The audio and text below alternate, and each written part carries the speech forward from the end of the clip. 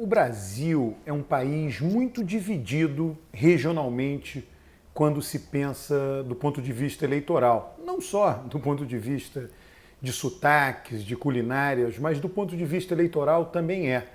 Nós acabamos de ver nesses últimos 2 dias, hoje foi divulgada uma pesquisa do Paraná Pesquisa em Curitiba, atestando que a avaliação positiva de Bolsonaro, a soma de ótimo e bom, é 57%. A pesquisa do Datafolha divulgada ontem, no domingo, para o município do Rio de Janeiro, mostra que o ótimo e bom de Bolsonaro no Rio de Janeiro é de 30%. É praticamente o dobro em Curitiba a avaliação positiva de Bolsonaro.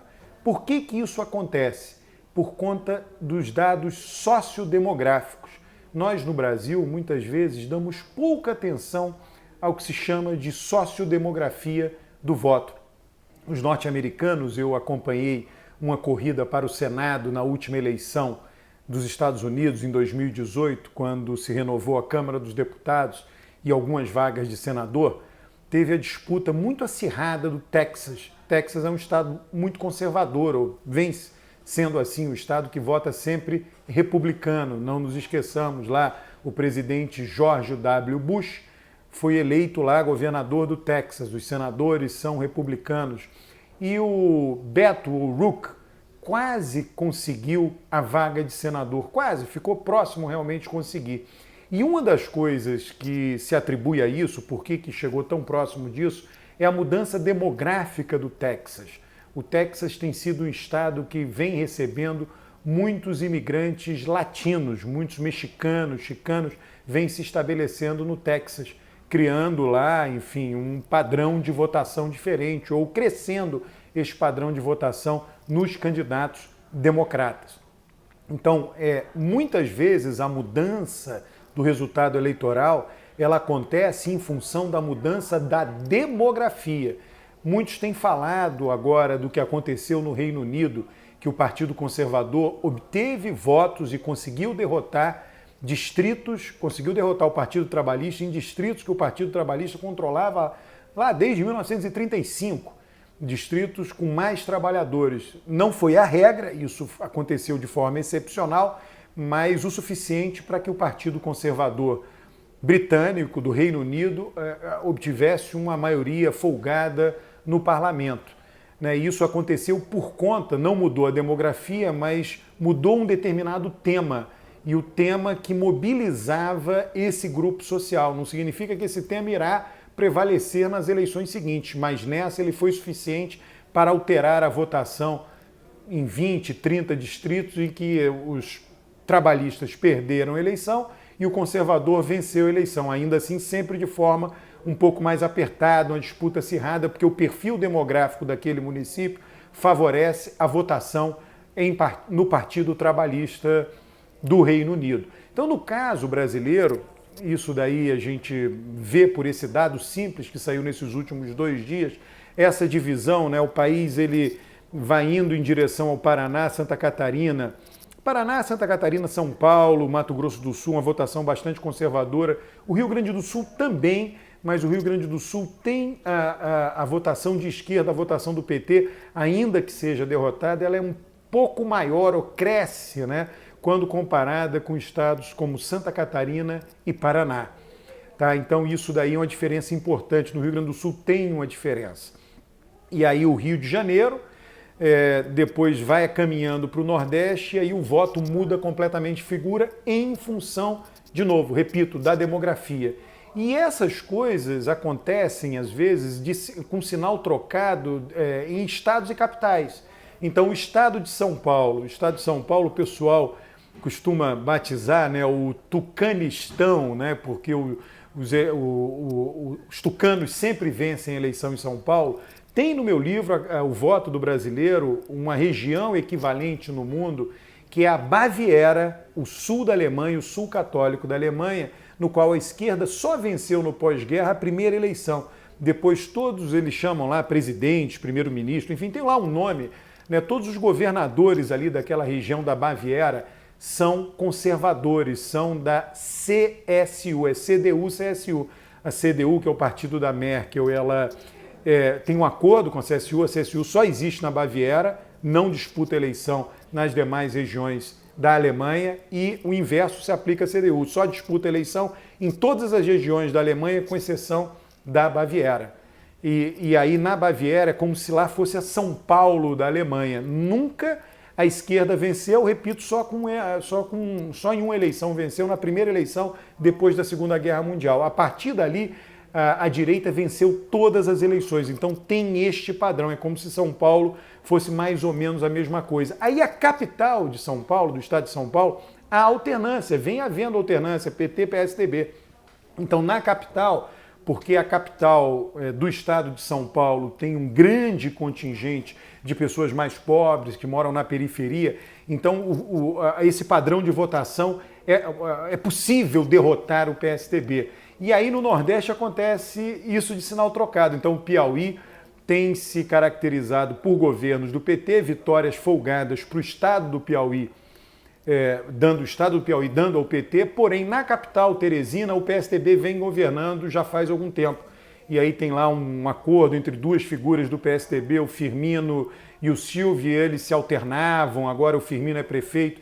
Então, como a capital ela é mais rica que o estado, ela acaba votando, dando a possibilidade de um candidato do PSDB vencer na capital. Então é só para que você fique de olho. E eu acho que isso é importante, chamar a atenção disso, porque até eu tuitei hoje à tarde, né, dizendo o seguinte: lá o Datafolha, no Rio de Janeiro, coloca os dois primeiros colocados, Eduardo Paes e Marcelo Freixo. O Eduardo Paes já foi do PSDB e Marcelo Freixo poderia ser um candidato do PT, como se a disputa PSDB-PT estivesse ali já sendo caracterizada no município do Rio de Janeiro, mas sem as duas siglas desgastadas, porém políticos que poderiam pertencer a essas siglas disputando a eleição por outros partidos, né? Enfim, partidos, o Freixo longamente no PSOL, o Eduardo Paes já mudou de partido algumas vezes, mas é alguém que pode ser identificado, sim, como alguém de perfil mais PSDBista, mais tucano. Então isso daí é importante que seja salientado. Quer dizer, o que eu acho que vale de lição? Vale de lição o seguinte fato: esquerda e direita sempre existirão. Eu sei que existem, né? Eu diria até que é uma espécie de resquício de mentalidade autoritária. As pessoas, ora alguém de esquerda critica a direita, ora alguém de direita critica a esquerda, como se elas não devessem existir, ou como se algum dia elas deixassem de existir ou não fossem existir mais. Isso não é possível, não acontecerá dessa maneira. Haverá sempre posições relativas. O que eu procuro chamar a atenção? Se tem uma posição, haverá quem faça oposição àquela posição. Então, se foi estabelecido um posicionamento de direita, haverá alguém à esquerda. Se foi estabelecido um posicionamento de esquerda, haverá alguém à direita.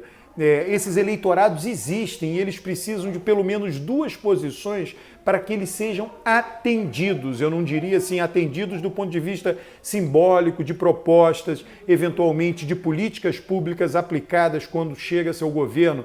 Então isso, eu gosto da palavra extirpar, né? A esquerda não irá extirpar a direita do mundo. A direita não irá extirpar a esquerda no mundo. Ambas têm que conviver, e a alternância de poder e o voto fazem isso.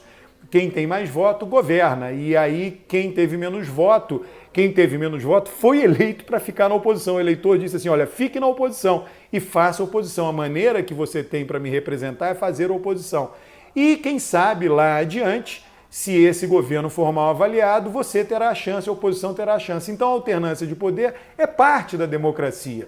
Quando um chega no poder, vai executar as políticas públicas que atendem seu eleitorado, é um determinado conteúdo de política pública, é um determinado estilo de governar, e quando o outro lado chegar ao poder, ele utilizará políticas públicas opostas, estilo de governar oposto. Algumas políticas públicas obtêm consenso, vou dizer uma, quando Fernando Henrique, a gente pode caracterizar sim o governo Fernando Henrique como sendo um governo de centro-direita. Quando Fernando Henrique governou o país, uma das políticas públicas adotada e consolidada em seus dois governos foi a estabilidade monetária e o controle da inflação.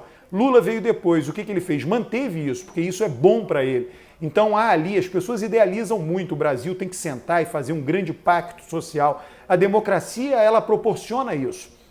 Lula, ao manter e lutar para manter a inflação baixa, proporcionou esse pacto social. Lula e Fernando Henrique chegaram a um acordo, ainda que não explicitamente, mas tacitamente, seus dois governos juntos mantiveram a inflação baixa. Aí veio a adoção de política social, a política social do governo Lula, o aumento do Bolsa Família, e isso foi mantido, vem sendo mantido até por Bolsonaro. Ele pode reduzir, pode combater, pode fazer uma coisa aqui e acolá, mas ele sabe que será ruim para ele desmontar o Bolsa Família. Vamos supor que Bolsonaro hoje decida, vou acabar com o Bolsa Família. Isso será um tiro no pé. Dificilmente ele conseguirá isso. Isso passa pelo Congresso. Então, só para caracterizar como esses pactos acontecem. Então, a alternância esquerda-direita no poder, direita-esquerda-direita agora, ela vem sendo responsável por alguns grandes acordos sociais. Por exemplo, na Constituição de 88, o Brasil, a partir dali, o Brasil universalizou o ensino fundamental. O Brasil estabeleceu o SUS e aumentou o gasto per capita em saúde pública. E ninguém reverteu isso até hoje. Ninguém reverteu. Houve agora uma pequena queda no gasto per capita com a saúde pública por conta da crise financeira. A arrecadação despencou. Mas ninguém ousa desmontar nenhum desses sistemas. Sempre vai haver um cabo de guerra. Um lado vai chegar no poder, vai aumentar, o outro vai diminuir. Mas ele está lá. São políticas estabelecidas que estão em disputa e estarão sempre em disputa. Então, só para que isso fique claro, essas duas pesquisas, uma de Curitiba e uma do Rio de Janeiro, atestam essa diferença. Elas comprovam que as duas coisas sempre continuarão existindo. E nós temos que encontrar uma maneira de bem conviver com essa diferença.